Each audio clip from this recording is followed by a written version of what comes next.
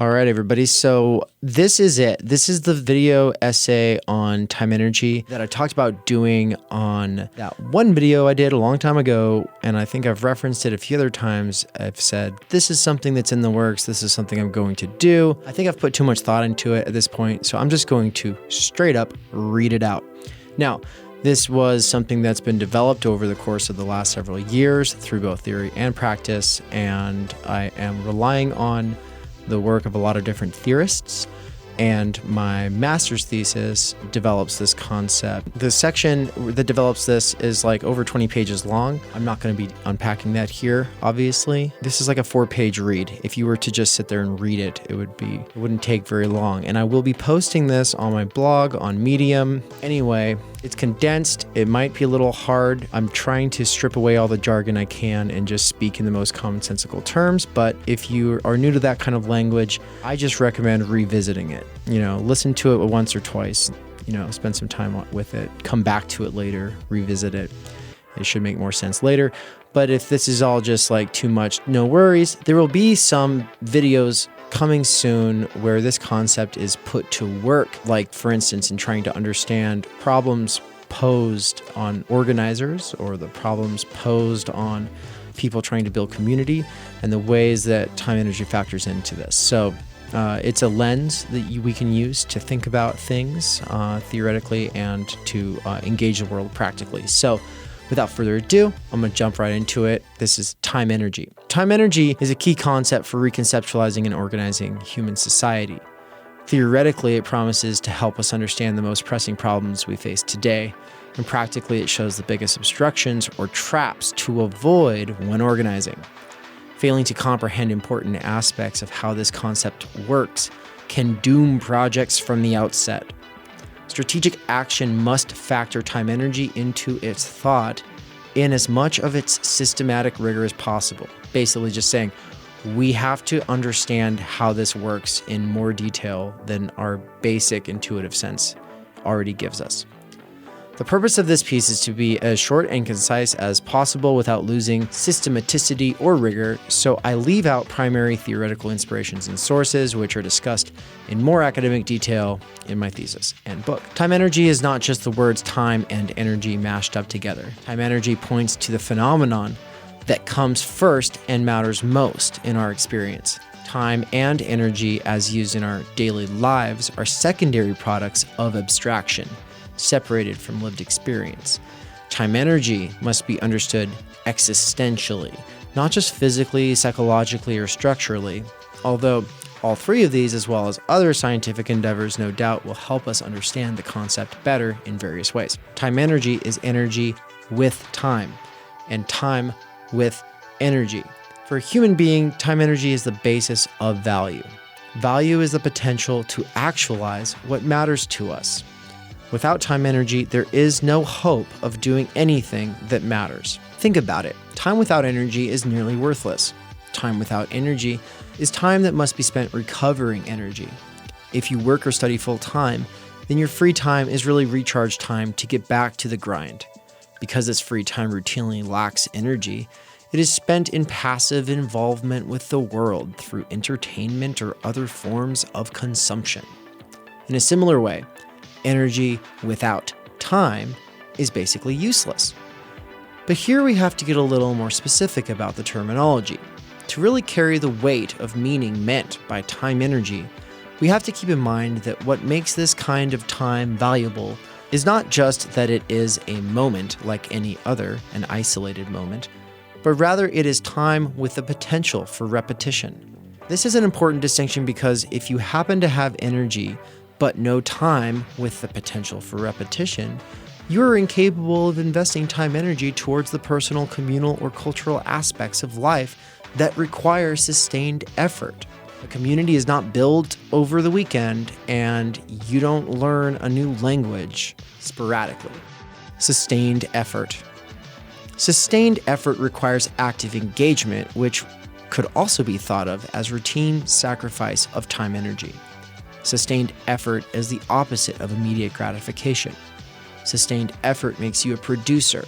Immediate gratification, on the other hand, makes you a consumer. Now, perhaps you want to point out that most people are both consumers and producers because we work to earn money so that we can consume. True. But wage labor is production for private interests, usually for a boss, the banker, the landlord, the political class, and the capitalists. The tendency of wage labor is to use up your time energy in a week, leaving nothing but weekends and evenings of time without energy or sporadic bursts of energy without time throughout the year. If your only real sustained effort goes towards building a company or growing profit for other people's private interests, then you are not able to put sustained effort towards developing personal, communal, or cultural aspects of life. I keep saying personal, communal, and cultural aspects of life. So what are these, and why do they require sustained effort or routine sacrifice of time energy? First, let's consider the way I'm talking about time energy here required that we separate immediate gratification from sustained effort. Now, there are aspects of your personal, communal, and cultural life that involve immediate gratification. Food, dance, and drink can be communal or cultural, but consumption can't be all of it. Truly partaking in your own culture is not just something you do once a year or on holidays. It's a way of life. The high arts are also a way of life, requiring a degree of knowledge, which may include practice in the production of those arts. Such arts are seen as elitist or aristocratic as a result, because leisure time and access to educational resources are necessary prerequisites for their enjoyment. We can't really appreciate something unless we know how it is made. Thus, our ability to develop personal skills means learning something you find interesting or fulfilling that is not just for making money. Taking the violin, for example, if you learn it through years of sustained effort, eventually you are an asset to your community and able to better participate in culture at large. You are able to move an audience to tears and inspire. Personal skills develop us in ways beyond what can be easily commodified unless you're very lucky and you literally don't have any interests outside of your career. The life of immediate gratification has diminishing returns. For example, the bodily needs can only maintain satisfaction in consumption with constant diversification and intensification of the experience. For instance, always needing to mix it up or binge. This leads to addictive consumption in many ways, the most obvious being substance abuse, where you need more and more and more to keep getting the same high. Shopping can work the same way. Sustained effort in meaningful activity, on the other hand, makes you an asset to yourself and others. This is cultural enrichment. It tends to take the form of sacrificing enjoyment now for the cultural products you can share later, whether it be poetry or computer programming. Kinds of energy. We already talked about how the time in time energy must be thought of as having the potential for repetition, but this tends to get used up or dominated by labor time or economic necessity, where the value we create builds the long-term power of the few while the mass of workers are compensated little more than enough to get by from week to week. But just in the way that we have to think that time in time energy has the potential for repetition, we have to think of energy a little bit different. It's not just any old energy, it's not woo-woo energy, and it's not just physical energy either. There are a variety of kinds of energy that correspond to different kinds of activities requiring different motivators for different types of people. For instance, there are physical, social, creative, emotional, and intellectual forms of energy that correspond to activities such as athletics, political organizing, art, friendship, and science. Why does any person care about any of these types of activities? What types of motivation factor in? There are, of course, differences in disposition or personality. Some people are simply more extroverted than introverted or feeling overthinking, but disposition isn't everything. Just because social occasions take more energy for some people doesn't mean that those people desire social interaction less or need it less. It just means they either need more time energy in their week to commit to such activities in a routine way, or that they strictly limit themselves to sporadic and non-routine bursts of social involvement, attention, and recognition. One of the largest factors that motivates us in any of these activities are the reference points of our social field. Meaning, energy doesn't just come about in a vacuum. You don't just feel energized to do things without other people. Other people in our social realm have to do with how we feel energized about different kinds of projects. This includes family, friends, teachers, employers, coworkers, comrades, or fellow worshipers. At an early age, we desire the recognition of others. Recognition is not the same as attention. Just like how time energy is the potential to get actualized into sustained effort, attention is the potential to get actualized into recognition. Recognition is the acknowledgement of our value. It is respect and appreciation. However, for it to be real recognition, it cannot be blind to our deficiencies. Recognition has a critical aspect, in that it means potential affirmation or negation. Negation meaning that others may disapprove or be disappointed in us. We all need recognition from a diverse variety of others to really get a sense for who we are and what we are capable of. Communal and cultural engagements then, at an early age, form our understanding of how we go about achieving, earning, and gaining recognition. A lot of the complex stuff happens during these formative years. For example, if all we see are people using their phones and going to work all of the time, and there's no real relationships being developed, we develop a skewed notion of how to achieve recognition.